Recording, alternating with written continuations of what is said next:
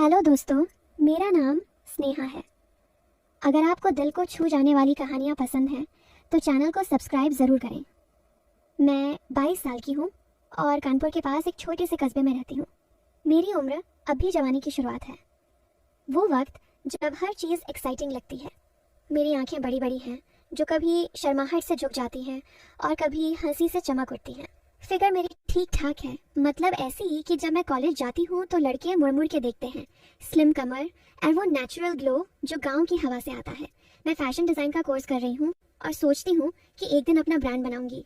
घर में माँ, पापा, भाई और मेरी दीदी थी, लेकिन दीदी की शादी हो गई अब 2 साल पहले। उनके पति मतलब मेरे जीजा जी, उनका नाम राज है। वो 28 साल के हैं, लंबे मजबूत बदन वाले और चेहरे पर हमेशा एक मुस्कान जो दिल जीत लेती है। वो यही शहर में एक छोटी कंपनी में मैनेजर हैं और दीदी के साथ रहते हैं एक फ्लैट में। मैं उनके घर आती जाती रहती हूँ क्योंकि दीदी मुझे बहुत मिस करती हैं और मैं भी। अब ये कहानी सुनो मेरी और जीजा जी की, जो शुरू हुई थी एक मामूली सी मुलाकात से, लेकिन धीरे धीरे इतनी गहरी हो गई कि लोगों के दिमाग में सवाल उठने लगे। लेकिन पूरी सुनो। ये सब शुरू हुआ था उस दिन जब दीदी ने मुझे फ़ोन करके बुलाया था उनके घर। गर्मी का मौसम था, दिन भर कॉलेज में पढ़ाई करके मैं थक गई थी, लेकिन दीदी की आवाज़ सुनकर मन खुश हो गया। वो बोली, स्नेहा आज घर आ जा, तेरे लिए कुछ स्पेशल बनाया है।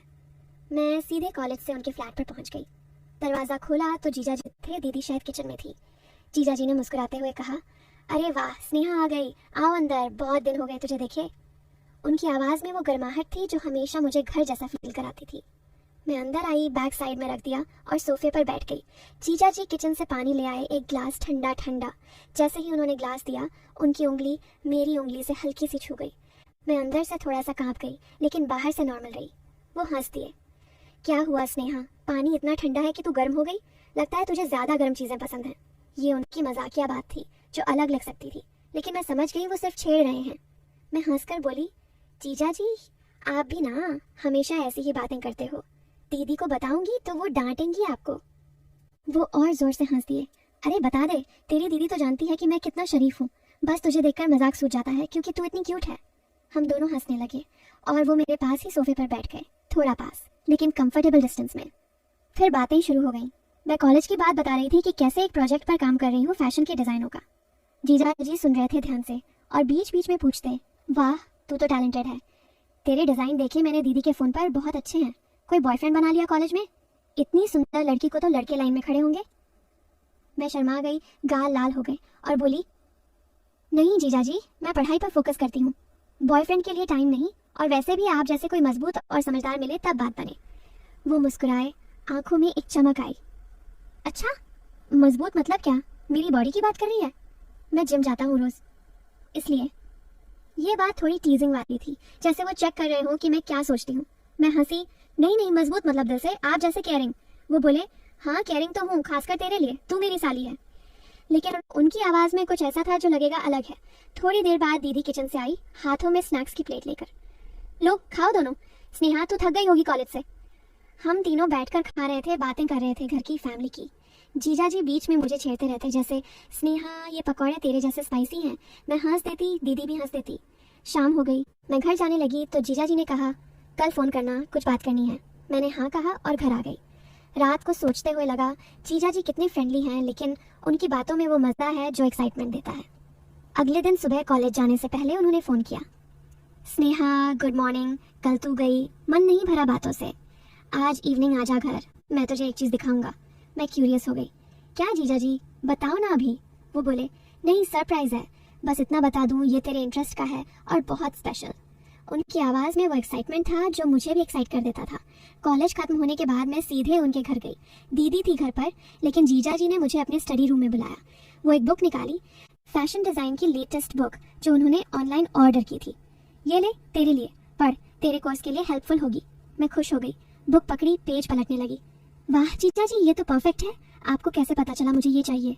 वो बोले, तुझे सुनता हूँ ना रोज़, तेरे सपने जानता हूँ, अब बैठ साथ में देखते हैं। हम दोनों टेबल पर बैठ गए, वो मेरे पास कुर्सी खींचकर। बुक के पेज पलटने में उनका हाथ मेरे हाथ से बार बार छू रहा था। ये डिज़ाइन देख कितना यूनिक है, तू भी बना सकती है ऐसा। उनकी उंगली बुक पर पॉइंट कर रही थी, लेकिन मेरी तरफ देख रहे थे। मैं फील कर रही थी वो नज़दीकी, जैसे कुछ होने का सस्पेंस, लेकिन सिर्फ बुक की बात थी।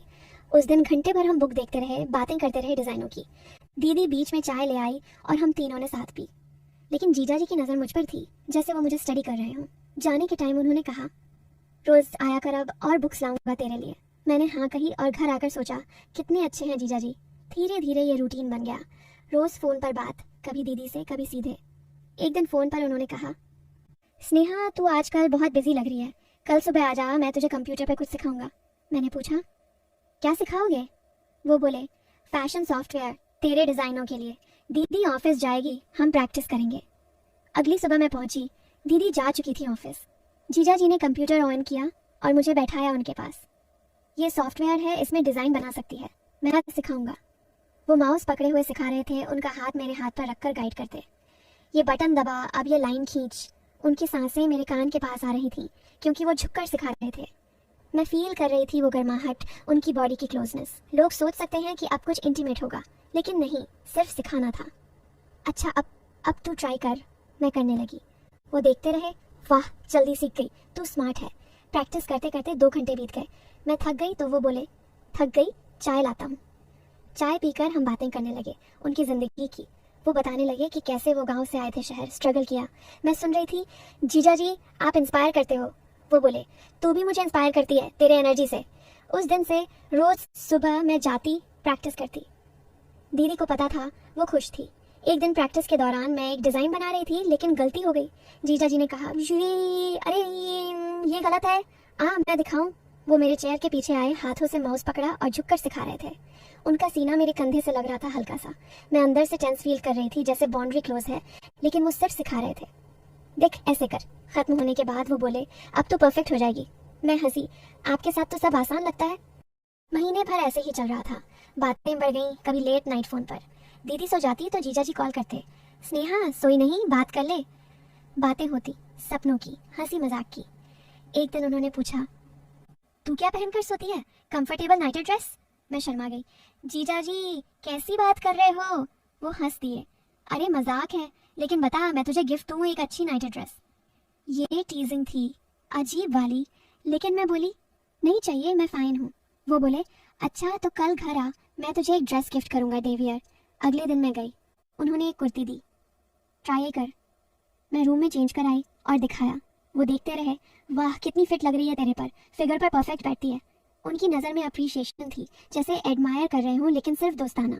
मैं 12 की। पसंद आई? वो बोले, बहुत, जैसे तेरे लिए ही बनी। अब लोग नोटिस करने लगे। मेरी सहेली ने पूछा, स्नेहा तू जीजा जी के घर इतना जाती है, कुछ तो चल रहा है। मैं हंसी, नहीं सिर्फ मदद कर रहे हैं करियर में। लेकिन अंदर से सस्पेंस था, जैसे कुछ होने का हिंट। जीजा जी भी ऐसे ही, हमेशा क्लोज बातें, लेकिन कभी हद नहीं पार।